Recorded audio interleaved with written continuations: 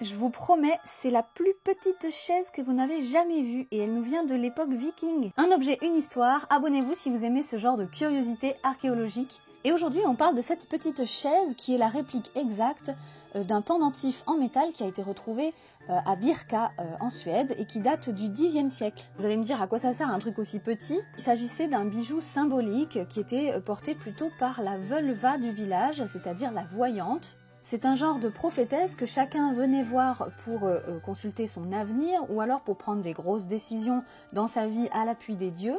Et lorsqu'elle procédait à ses rituels magiques, ses chants et ses transes spirituelles, elle s'asseyait sur un grand siège en bois sculpté d'une pièce dans un tronc. Et ce siège, il portait un nom, on appelait le Seidrjalr. La Volva, elle était très respectée et dans la société, elle avait un rôle et un rang très élevé, très reconnu.